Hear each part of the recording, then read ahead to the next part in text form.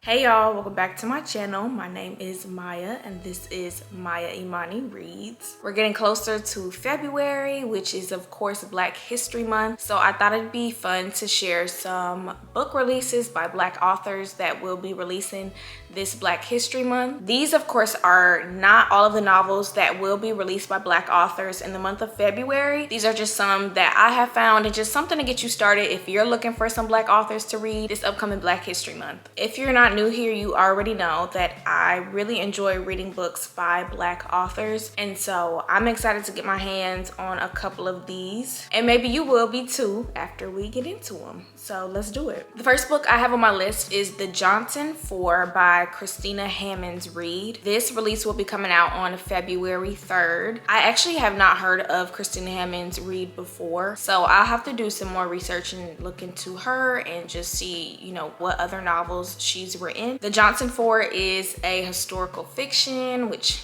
we love over here.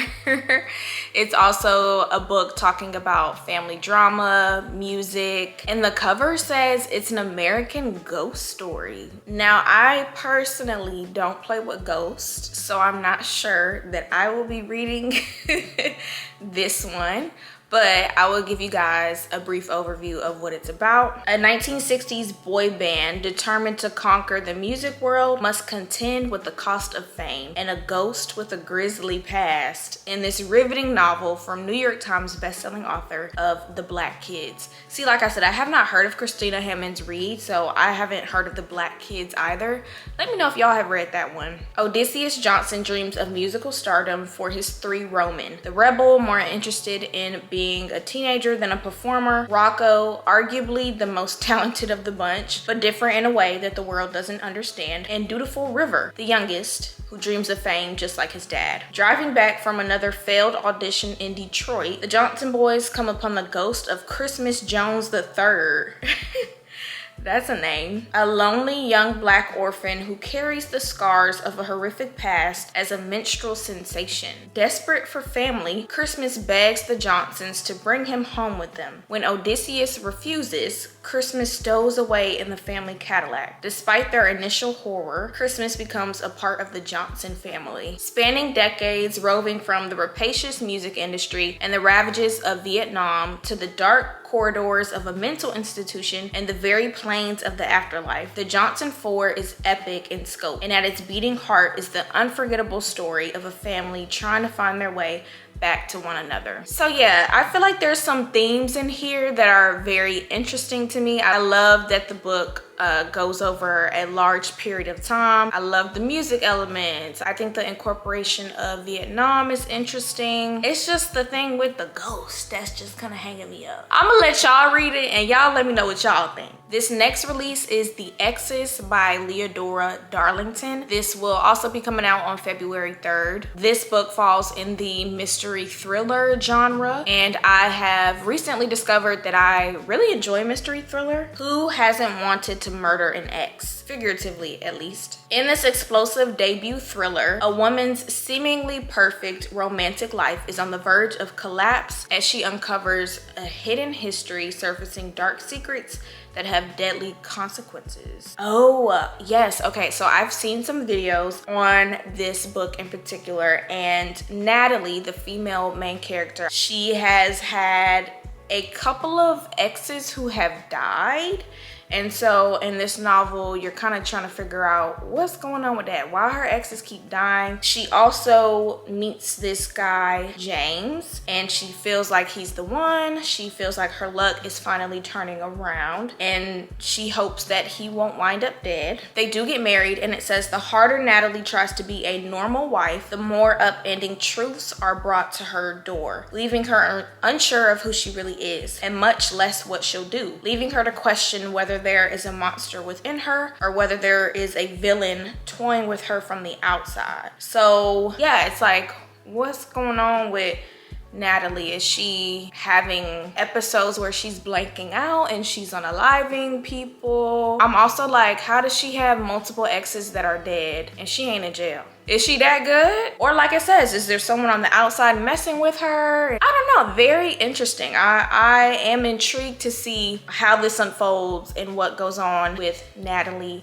and James. Also, I think the name Leodora is so pretty. I've never heard that before, but I think that's such a pretty name. Our next novel is Where the Wildflowers Grow by Tara Shelton Harris. I have heard of Tara Shelton Harris. She has written a novel titled One Summer in Savannah, which is a contemporary romance. I've had that book on my TBR for a while now. My mom and that side of the family is from Savannah, and so I would love to read a book based in Savannah. Growing up as a child, I spent so many summers in Savannah with my grandma, so just the overall concept of that book really got my attention. I have not gotten to One Summer in Savannah. Maybe that'll be something I try to check out this year, but I also would love to check out this one, Where the Wildflowers Grow. This is listed under a couple of genres on Goodreads: romance, historical fiction, mystery, contemporary, literary fiction, grief. It seems like there's a lot being covered in this book. Little synopsis: from acclaimed author Tara Shelton Harris comes a poignant story of survival and redemption, asking readers to question what it means to stop surviving and start living. Lee is the last of the wilds. She knows this because she watched them all die. Grief never truly fades, and even as the tragedy haunts her, Lee carries on because survival is in her blood. So when the transport bus taking her to prison careens off the road, killing everyone on board except her, she does what's in her nature. She survives. While searching for a place to hide, Lee stumbles upon an unexpected sanctuary, a flower farm in rural Alabama tucked away from the world. What Lee doesn't expect is the found family there who have built something from the wreckage of their own lives. Especially Jackson, the farm's owner, who sees through Lee's defenses, offers her small moments of tenderness, encourages her to face her own tragedies. Slowly, Lee finds peace with the hard pace and soft nature of the farm, taking comfort in the life blooming around her. Maybe she's not beyond redemption, not too broken for something good, and maybe, just maybe,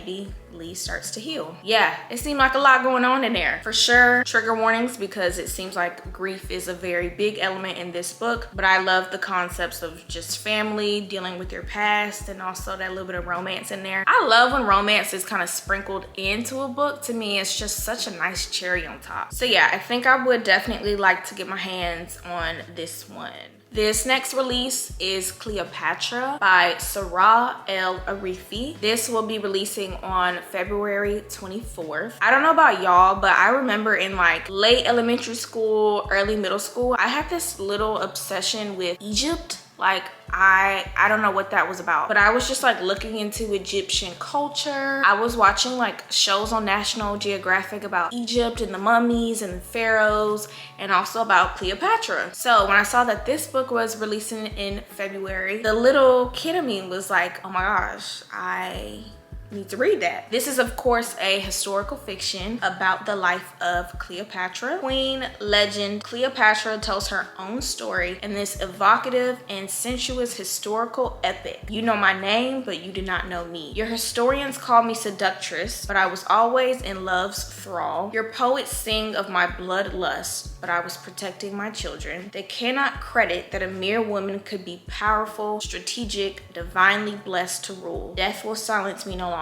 This is not the story of how I died, but how I lived. Literally short, simple, to the point. I kind of like that because a lot of times when I'm reading books, I don't really care to know everything that the book is about. I like to go in a little blind, and I feel like this synopsis kind of leaves you wanting more. You want to know more about Cleopatra from this author's POV. And lastly, but certainly not least, we have Kin by Tayari Jones. This will also be releasing on February 24th. If you've watched any of my other videos, you've definitely heard me mention Tayari Jones. She is an auto-buy author for me, one of my favorite authors. So I actually am not sure what this book is about. I just saw she was releasing a book and was like, oh, I'm buying it.